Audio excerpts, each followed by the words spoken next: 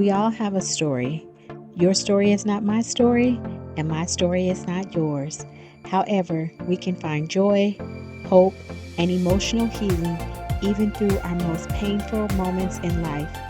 Let's walk and take this journey of healing together, one step at a time, because your story does not define you.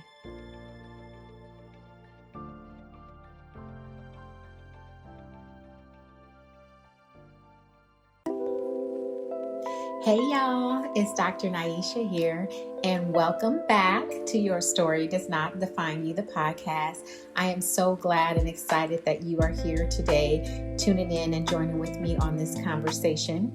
I want to say welcome back to all of you who are coming back again for your fix of listening to this podcast and just seeing what the podcast has to offer today. I truly appreciate your support. I appreciate your emails. I appreciate your questions. And I just appreciate you taking the time to download, and you have subscribed to this podcast and you continue to follow this podcast. I am so grateful and just want to say thank you, because I know you don't have to do it, but I'm so glad that these conversations are resonating with you and that you continue to tune in and to tap in with your girl. So thank you. If this is your first time joining me on Your Story Does Not Define You, the podcast, I want to welcome you and say thank you for tuning in. And I want to encourage you to take a minute and download this podcast, subscribe to this podcast channel, and share it with your friend as we are having these conversations. And these conversations are helping us. It's helping us to learn and grow. And look, y'all, it's not just helping you, but it's also helping me. So I want to encourage you to download this podcast, subscribe to it, share it with your friend, as you will not be disappointed. And so definitely want to stop and take a minute and check your temperature. What is your vibe today? Because remember, you control your vibe. You can change your vibe. You can shift your mood as many times as you want to. And I encourage you to change your vibe, shift your mood as much as you need to, so that you could be in a space that feels good for you. And so for me today, my vibe is, I think I'm chilled today is what I'll say.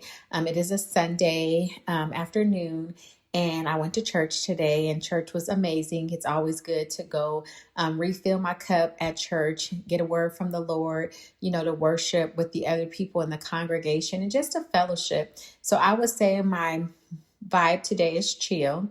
Again, went to church, went to eat after church, and I'm just chilling at home and relaxing. So that is definitely my vibe today. So what is your vibe? Because again, you control your vibe. So remember, you have the power to control and change your vibe as much as you need to. If the day doesn't start off the way that you wanted to, remember, you can shift that. You can make those changes as you need to. So I want to encourage you, please do that. Okay.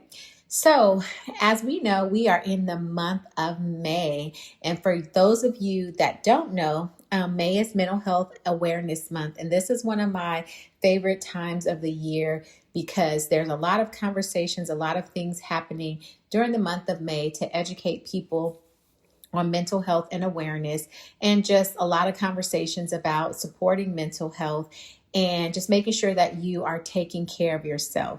And so because this is May, I definitely wanted to have a conversation that definitely goes deeper than the hashtags that you see, or the conversations, the campaigns, or just some of these temporary conversations that only happen in the month of May to highlight Mental Health and Awareness Month. Because the truth is, mental health is not a 1-month commitment. And can I just say that it is a lifelong one, okay? So I want to really have a conversation to kind of talk about that, because recently I shared a post on my social media platforms that said, mental health isn't a 1-month commitment, it's a lifelong one. Use this month as a reminder not only to check in with yourself, respond to setbacks without guilt, ask for help without hesitation, celebrate small wins, and show care, patience, and compassion, not just in May, but every single day. Take care of your mind the way you take care of everything else that matters, because you matter, period. And honestly, I really felt that deeply when I posted that post, and I actually posted it on May 1st, which is the first day of May, the first day of Mental Health and Awareness Month. And I wanted to put that out there because somewhere along the way, many people learn how to survive life, but they never learn how to care for themselves emotionally, mentally, or psychologically while living in it. And so today, I really want us to unpack what mental health actually is. I want to talk about the difference between mental health, emotional health, and mental illness. And then I also want to talk about some of the myths and stigmas that still exist around therapy and getting help. I want to talk about the impact that social media has on emotional wellness and the important difference between surviving and truly healing. And most importantly, I really just want to remind you that even though we may experience mental health challenges, those challenges do not define who we are. And this is one of the reasons why we have these conversations on Your Story Does Not Define You. The podcast is because we are talking about real life situations and real life stories that have happened and that are happening to people. However, just really seeing how people are overcoming those situations, and then also how people are being resilient. And even in the midst of what may have been traumatic or what may have been a challenge for us in our lives, these things and these stories do not define who we are. We are not our story, and we are not our trauma. We are greater than that. So this is one reason why I really want to have this conversation today, is because I really want to really get it in your minds and to really resonate with you that mental health is not just about 1 month. It is not about committing to educating and advocating for mental health in the month of May, but it's really about doing it every single day, because it is definitely a lifelong commitment. And so let's start with this, because this is one thing that matters, is that every single person has mental health. We all have mental health. And just like every person has physical health, we all have mental health. And I think that one of the biggest misconceptions is that mental health only becomes relevant when someone is maybe in crisis or diagnosed with something, or maybe even visibly be struggling. But mental health affects how we think, how we cope, how we respond to stress, how we function, how we connect with people, how we handle disappointments, and even how we speak to ourselves internally. So if we look at that, that really just lets us know that mental health is present in everyday life. It shows up when you're burnt out, but you keep pushing, when you're emotionally exhausted, but you still show up for everyone else, when you're grieving in silence, when you are having anxiety and it keeps you up awake at night, when you feel disconnected from yourself, and when life changes unexpectedly and you're not ready to adjust to that. That is mental health showing up in our everyday lives. So mental health is not just about crisis, it's also about care. It's about care. And I think that's where many people miss it, is that people wait until they completely fall apart before acknowledging that their mental and emotional well-being matters. And your mental and emotional well-being matters, but also prevention matters, rest matters, boundaries matters, support matters, and self-awareness matters. And most of all, checking in with yourself matters. And I know that oftentimes as a therapist, I find myself in conversations with my clients and really talking to them about the importance of self-awareness. And I often tell people that we live with ourselves 24 hours, 7 days a week. So we should know ourselves better than anybody else. And if we can pay attention to things that go on in our bodies that maybe shift the way that we show up in the world every day, the way that we show up at work, the way that we show up in relationships and with our families, and the way that we show up for ourselves. That if we really learn how to pay attention to our bodies, again, our characteristics, our behaviors, those are signs that are letting us know when something is off, but we will not know this if we do not pay attention to what is going on with us, okay? So let's talk about the difference between mental health, emotional health, and mental illness, because these things are things that are often misunderstood. And so mental health, emotional health, and mental illness are not all the same thing.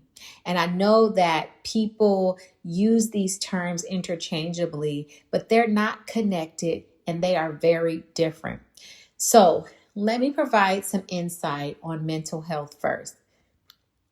So mental health is your overall psychological well-being, and that involves your thoughts, your coping abilities, stress management, your behavior patterns, your mindset, and functioning. And so if we look at that, everyone has mental health. And some days it may feel strong, and other days it may feel strained. And that fluctuation is just a part of being human. So you're not wrong and you're not right if your mental health fluctuates. And if you notice that some days you are better than others, and then some days you just are barely making it, that is normal. That is a part of the human experience, and that is mental health, okay? So let me provide some light on emotional health. Now, emotional health is more about how we recognize, process, express, and regulate our emotions. And so if you think about it, can you identify what you're feeling? Can you communicate how you're feeling? And can you sit with those difficult emotions without completely shutting down or exploding? That is emotional health. And emotional health includes things like vulnerability, emotional regulation, emotional intelligence, healthy expression, and self-awareness. And can I just say this, that because so many people need to hear it, right? That having emotions does not make you weak. Having emotions does not make you weak. And I know that a lot of times when people talk about emotional health and mental health, that, there's still that stigma that is associated with that. So even though we're having more conversations in the world today, talking about the importance of mental health and emotional health, there is still that stigma. But crying does not make you unstable, right? Crying is an amazing outlet to, process things and to release things out of your body. And feeling overwhelmed does not make you incapable. It's okay. That is a part of your natural human experience to deal with stress and to feel overwhelmed. And being sensitive does not make you broken. It is okay when you are a little bit more vulnerable and you are tapping into those emotions that you are feeling, because you definitely want to feel them. And so suppressing emotions is not emotional strength, and ignoring pain is not healing. A lot of people were taught to survive emotionally by disconnecting from their emotions, but emotional numbness is not peace. And I know that a lot of times people isolate and they don't want to feel whatever they're feeling because they feel like, I don't know what to do with this, and I don't know how to express what I have going on. So I'm just going to push this to the side. I'm going to push it away. I'm going to bury it because I don't want to deal with this right now. And I definitely know that that is a normal thing for people to do. I hear it so many times, too often in the therapy room, when I hear people talk about I just ignore it, or I pretend like it's not there. But can I just say this? And I tell people this all the time, that pushing your emotions away and pretending like they're not there, or trying to avoid from feeling them, it works for a period of time. However, all of those emotions will come flooding up when you least expect it and most of the time at a time when you are not ready to deal with it. So the best thing I could tell you to do is feel your emotions. Allow yourself to feel. Be present with those emotions, and be okay with whatever you're feeling, because we are emotions. Emotions are bodily experiences, and that is a part of our natural human biological makeup, is that we have these emotions and that we are supposed to feel these emotions. Okay. It's not uncommon. It's not abnormal. I tell people all the time, Jesus was here. He walked on earth. He was our perfect example that lived right in front of us, who displayed emotions. He had emotions as well. He experienced emotions as well. And that is a normal thing. And that is okay. Okay. So let's shed some light on mental illness. What is mental illness? And so mental illness refers to a diagnosable condition or conditions that significantly impact your mood, your thinking, behavior, or your functioning. So, for example, some mental illnesses could be anxiety disorders. There's several anxiety disorders that exist. Depression, there's several depressive disorders that exist. Post-traumatic stress disorder, bipolar disorder, OCD, schizophrenia, and many others. These are all mental illnesses. And so here's what's important, and this is a very important distinction, is that experiencing stress, sadness, grief, disappointment, or feeling overwhelmed does not automatically mean that someone has a mental illness. And I want you to hear me clearly when I say that again, experiencing stress, sadness, grief, or disappointment, or just feeling overwhelmed does not automatically mean that someone has a mental illness. However, at the same time, having a mental illness does not make someone less intelligent, less capable, less valuable, or less worthy of love and respect. And a mental diagnosis, it just explains an experience. It does not define a person and who they are. And so I oftentimes like to share with people that when we look at depression, for an example, is that a lot of people experience depressive symptoms. And when we look at depression, which I recorded an episode a few episodes ago that talked about depression and talked about the many faces of depression and how depression shows up. And some of us, if we were to go see a therapist, we could be clinically diagnosed with major depressive disorder, because you just have to have a certain amount of symptoms that have lasted for a period of 2 weeks or longer. And so when we look at depression, like I mentioned in the episode a few episodes ago, that it's not just somebody that's sleeping all the time, or that's somebody that just looks sad. Depression looks so many ways, right? And so again, if you were to go see a therapist, you could be clinically diagnosed with major depressive disorder. And so what I want you to think about mental illness is that just like when you go to the doctor, a doctor can diagnose you with a physical illness. And sometimes when we're diagnosed with certain physical illnesses, these are not physical illnesses that are terminal. These are physical illnesses that are temporary. Okay, when we do certain holistic remedies, or if we take medication, then we get through those illnesses and we don't have them anymore. Then we have illnesses that are terminal, right? And sometimes with terminal illnesses, maybe we have to be on medication for a longer period of time, or maybe we have to get certain treatments to be able to overcome those illnesses. Or sometimes maybe we have those illnesses for the rest of our lives. And so if we look at mental illness, it's the same thing. Sometimes we have diagnosis that maybe explains an experience or a time in our life based on what we have gone through. And maybe those diagnoses, when we go to treatment, so when we go to therapy, when we do holistic treatments, when we do, coping skills, evidence-based practices, those types of things, we get over those mental diagnoses. Or if we are somebody that has to take medication and we do medication management, taking medication doesn't mean that this is something that we have to do forever. So when you have a mental illness, sometimes you just have to take medication to regulate. And then once you get past whatever situation that you're in, then you're good. Some of our mental illnesses are things that we have obtained because it was passed down through us biologically, or either maybe it's caused by some type of chemical imbalance. And some of these mental illnesses we may carry for the rest of our lives.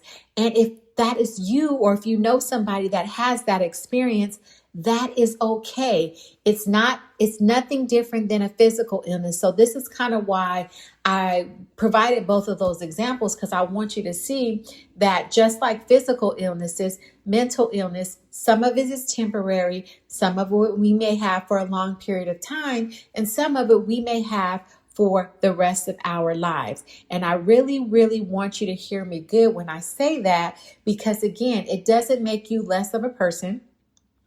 It doesn't make you less valuable. It doesn't make you less capable.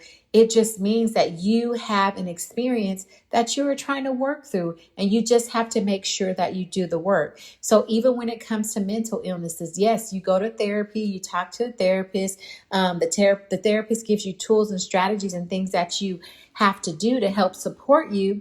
Then also there's some treatments that people do that maybe are a little bit more intensive, like EMDR therapy, that helps with people that have experienced extensive trauma. And it may take a little bit of work and it may take a longer time. However, that is still a remedy for you to work on your mental health. Okay. So let's talk about mental health and some of the myths that still harm people today. And so, as I mentioned earlier, even though there's a lot of conversations, a lot of education being put out there about mental health and about mental illness, that is amazing, but there are still some myths that exist. So let's talk about some myths that continue to damage how people view mental health and therapy. So myth number 1, strong people don't need help. Now that is a lie. That is one of the most harmful lies people have been taught, that strong people don't need help. Strong people ask for help all the time, believe it or not. And strong people recognize when they are overwhelmed. Strong people also seek support when they completely collapse. And there is strength in that honesty. When strong people get to the place where they are feeling overwhelmed, or where they are feeling burnt out, or where they're struggling just with life, or maybe going through grief and loss, their strength comes from being honest, and their strength comes from being vulnerable. So let's just combat that myth that strong people don't need help, because strong people do need help. Okay, myth number 2, therapy is only for people who are crazy. Absolutely not. That is a myth, and let's bonk that myth, okay? Therapy is a tool.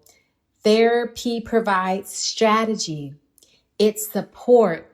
It's guidance. It's self-awareness, and it's healing work. People go to therapy for grief, for trauma, for anxiety, for relationships, to help with boundaries. They go to therapy for stress. They go to therapy for self-esteem issues, for life transitions, for personal growth. They go to therapy for identity issues, for women issues, for men issues, for medical issues. People go to therapy for all types of things, okay? And can I just say that you don't have to be falling apart to deserve the support that you need through therapy. Now, I often tell you guys this. I quote Dr. Anita Phillips' quote all the time, that prayer is a weapon and therapy is a strategy. So we go to therapy because we need strategy, right? There are so many people who believe that they don't need to go to therapy because they have God, right? But it is okay to have Jesus and a therapist too, because they go hand in hand. They go hand in hand. We are spiritual beings, which is why we need prayer, which is why we need worship, which is why we need the word. but we also are human beings as well. And that's where we need therapy and we need strategy. We need strategy to learn how to deal with the human side of us. So therapy is not only for people who are quote unquote crazy. Therapy is for everybody. It's for everybody, and everybody can use support with just navigating through life and life's challenges and the things that life has brought to us. Okay. So myth number 3, if I ignore it, it'll go away. No, it will not. And I just talked about this a second ago, because unprocessed pain does not disappear. It usually will show up somewhere else in our lives. And sometimes it shows up in anxiety. Sometimes it shows up in anger. Sometimes it shows up in isolation, burnout, or sometimes it shows up in emotional detachment. And as I mentioned earlier, avoidance is not healing. It is not healing. We can push things away. We can ignore it, but it does not go anywhere. It will lie dormant for a while, but at some point it is going to resurface because something is going to happen to us in life, or we may get triggered about something, or we may be overwhelmed or stressed about something, and everything that we pushed away will find itself to the surface. So please hear me when I say that if you ignore it, it does not go away, because avoidance is not healing. Okay, y'all? So the last myth I want to address on this episode is that mental illness defines who someone is. That is a big fat no. Mental illness does not define who someone is, right? A person may experience depression or even battle with anxiety, or a person may live with bipolar disorder, but they are still a whole person beyond that mental experience. It does not define who they are, because people are more than their hardest seasons in their lives. And again, this is why we have these conversations on Your Story Does Not Define You, the podcast, to talk about real life struggles that people go through, real life things that people experience, but how they can still flourish and how they can still be amazing and how they can still show up in the world as their best selves, because their story does not define who they are. So please remember, mental illness does not define who someone is. So let's bonk those myths that we hear out there, because it is okay. It is okay for us not to be okay. It is okay for us to tap into our human feelings and emotions. And it's okay if we get diagnosed with a mental illness. There's treatment out there, and it doesn't make us less than a person. All right. So let's shift a little bit and let's talk about some of the cultural stigmas around therapy and mental health. Now, when we think about this, let's go deeper, because I would say that cultural stigma, it still prevents people from getting the help that they need. And in many communities, therapy never was really normalized. So I could just say in the African American community for myself, therapy was not recognized, right? It was not something that was being talked about. It was not something that, people recommended you to go to. You always heard things like, oh, what happens in this house stays in this house, or pray about it and move on, or leave it at the altar, or give it to God, or stop being dramatic, or you're too sensitive, or just be grateful, or other people have it worse than you do. Those are the types of things that you heard, and those are the types of things that people hear in other cultures. But again, can I just say that, while faith, prayer, resilience, and gratitude absolutely matter, they should not replace emotional honesty. They should not replace support, accountability, or even professional care when we need it, right? Because as I mentioned, remember, it's okay to have Jesus and a therapist too, because we need both. They go hand in hand, and faith and mental health definitely does intersect, okay? So many people were taught to survive but they were not taught about emotional processing. And so that's exactly what going to therapy is. It provides that emotional process for you in that space where you can really heal and do the work.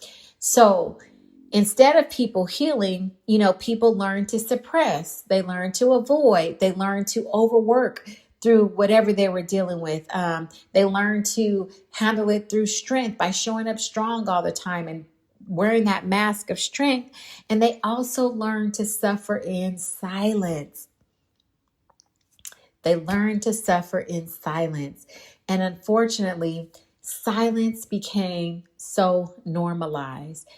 But one of the things I'll say is silence is not always strength, okay? And I know a lot of people use that as a way to cope because they feel like, oh, I can't share, I don't want to talk about it, for whatever the reason may be.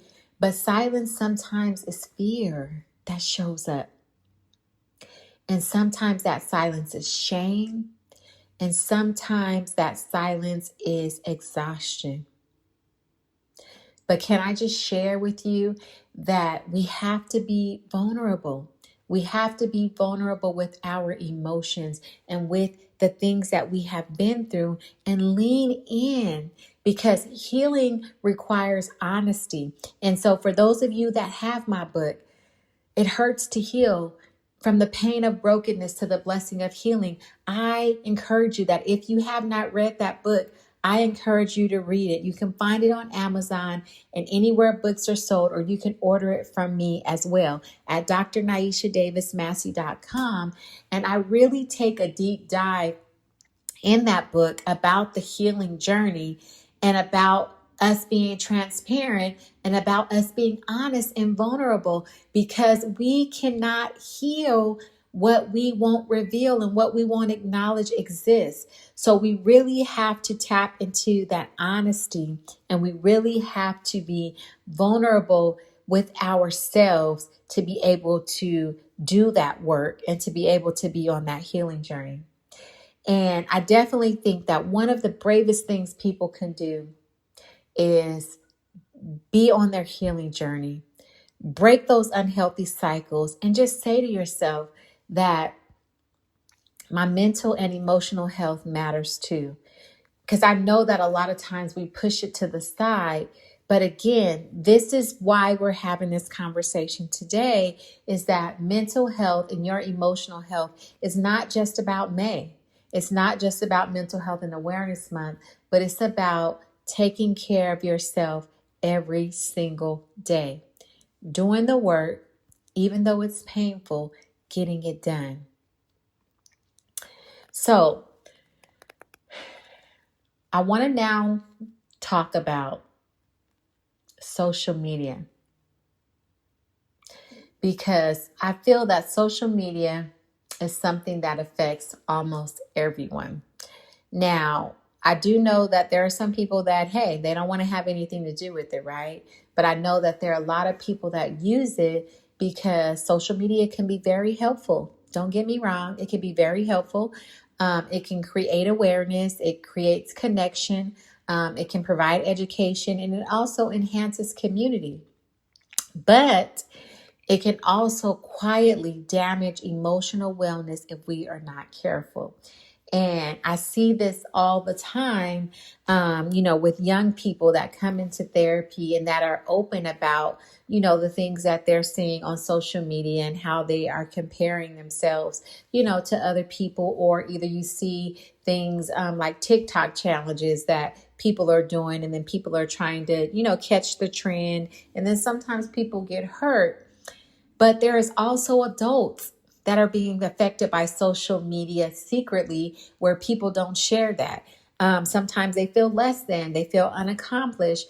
They feel, a lot of different things, because everyday people are consuming these social media platforms, right? So they're consuming these curated lifestyles, these filtered happiness. People are posting, things that are not completely true.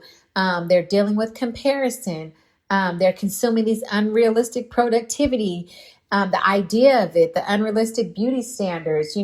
They're experiencing this overload of trauma and constant opinions from everybody else. And so if you think about it, there's so much to filter through and there's so much to decipher through from what is true and what is not true, what is fake and what is not fake, and just all of these different opinions and conceptions of things. And over time, it can really create emotional exhaustion without people realizing it. And sometimes people start measuring their worth against what they see online. And so they begin feeling kind of like they're behind in life, right? Because they feel like other people are flourishing and other people have it all together, or they start feeling like they're not successful enough, or they're not attractive enough, or not healed enough, or not productive enough. And can I just say that what's so dangerous is that people often compare their real lives to someone else's highlight or reel. And most of the time, that highlight or that reel is not an accurate perception of what their life really is like. So social media can add that pressure. They add that pressure to people to perform or perform like, to feel like they have to be doing all these things that other people have to be doing, or they have to feel like their healing journey has to look a certain kind of way because what's portrayed on social media, may look one way, but what is actually going on is something different. So then at that point, it makes it hard. It makes it hard. And that's where that pressure comes in, because everything becomes content. It becomes performance. It becomes branding or image management or a trend.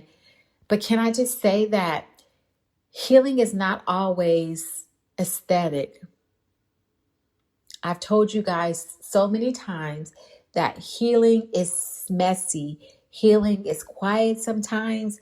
Healing looks like rest. It looks like boundaries. It looks like crying. It looks like starting over. It looks like logging off, giving yourself a break from social media. It looks like saying no, going to therapy consistently, taking your medication responsibly, and choosing yourself. Not just today, but choosing yourself over and over and over and over again. And can I just say honestly that some people just don't need any more motivation. Some people need more rest. Some people need more honesty. Some people need more support, more balance, and more real connection. And can I say that that's healing? That's healing. And sometimes we just need that, right? We need that. We don't need to be in a space where we are surviving, but we need to be in a space where we are really healing and true healing is happening. And this part right here is so important because there is a difference between surviving and healing. Surviving says, I'm getting through the day. I'm making it the best way that I can. And healing says, I'm learning how to live beyond my pain. That is so deep, you guys, because again, when you are in a space to learn how to live beyond your pain, you are actually doing the work. You are doing the work to heal, because remember, it hurts to heal. Grab the book if you need it, because it really takes that deep dive on what the healing journey looks like. A lot of us are in survival mode. We are experiencing emotional numbness, hyper independence, overworking, avoidance, shutting down, people pleasing, constantly staying busy just to numb the emotions or to not have to deal with anything, or functioning while we are so internally exhausted. We want to get out of survival mode, y'all. I know. We have been taught how to survive. And many of us have lived in survival mode for so long, and it feels normal. I get it. You guys. I definitely get it. But can I just say that functioning is not always the same thing as healing?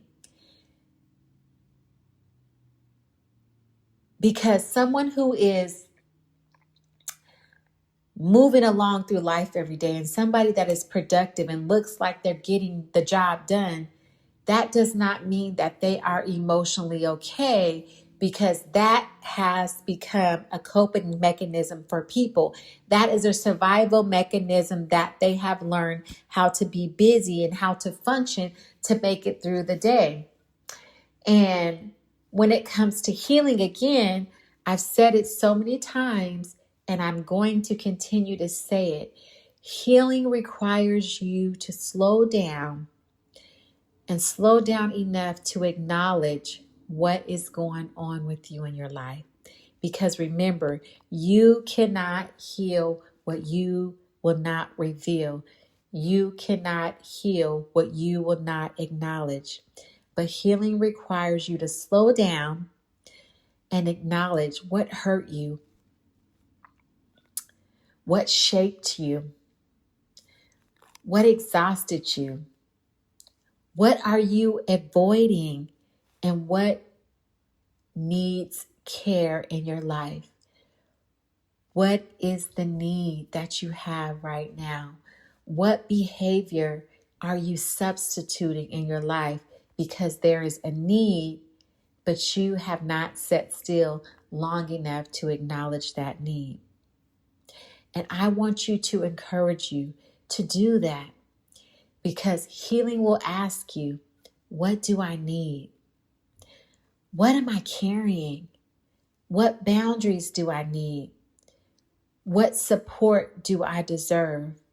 And what version of myself am I trying to become? I want you to think about that. What do you need right now? What are you carrying? What boundaries do you need, or what boundaries do you need to restructure? What support do you need, and what do you deserve? And most importantly, what version of yourself are you trying to become? Look, y'all, I know the idea of healing, it sounds good surfacely, but the idea of healing, knowing that there's pain involved, I know it's not inviting. I know that. But I've shared with you before that healing is not linear, that there are going to be some days you feel absolutely strong, that you feel good and that life feels great and you see the progress and you see yourself moving forward. And then there are going to be some days that you feel triggered, some days that you feel hopeless, some days that you feel hopeful. And there's going to be some days that you feel tired, that maybe you feel like progress is not happening. But can I say again, that does not mean that you're failing. Growth is not a straight line. Healing is not a straight line. But embrace all of it, the strong days, the triggered days, the hopeless days, the tired days, the hopeful days. That is all a part of the healing journey. Even though sometimes you feel like you've taken 3 steps forward and 5 steps back, that does not mean that all the progress that you made is null and void. That is a part of the healing process. And that is what I want you to embrace every single day. Because again, healing is not about the month of May. Healing is a lifelong journey. Mental health, emotional health is not about just the month of May. It is about every single day of your life and learning what you need every single day. And most importantly, learning that you are not your struggles. You are not your trauma. You are not your life challenges. You are not your story. You are more than that. And I really just want to really end here, because this is one of the most important parts of our conversation that we are having today. And what you experience is not the totality of who you are.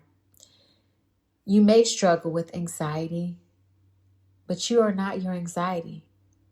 I've shared with you guys over and over that anxiety is normal. It's a part of our natural human makeup. It's a part of our natural stress response. You may experience depression, but you are not your depression. You may have experienced trauma or traumas, but you are not your trauma. You are not the abuse. You are not the neglect. You are not all of these things that happened to you or that happened or that didn't happen to you or didn't happen for you. You are not those things. You are so much more than that. And you may be in a space right now that you are healing from some painful experiences. But please know that your pain is not your identity. You are more than your diagnosis. If you have a mental illness, you are more than your mistakes. You are more than your bad decisions. You are more than your survival story or your worst season in your life. You are more than the ugliest thing or the hardest thing that you ever experienced in your life. You are still lovable. You are still worthy. You are still amazing. You are still beautiful. And I really, really want you to know that you are not identified by your struggle. Please don't forget this. You still have purpose. You still have value. You still have beauty. You still have growth. And all of that is inside of you. You are still worthy of healing. You are still valuable, even while you're learning. And you still deserve love and support, even while you're struggling. This is not something that you have to earn. You don't have to earn rest. You don't have to earn support. You don't have to earn compassion or care. And you don't have to earn that need that you need met. You deserve it. You deserve it. And I want you to just take a minute right here and just remind yourself, I deserve it. I just want you to repeat that to yourself. Take a minute and just say it to yourself. I deserve it. I deserve love. I deserve care. I deserve compassion. I deserve support. And I deserve rest. Look, y'all, as we continue Mental Health and Awareness Month,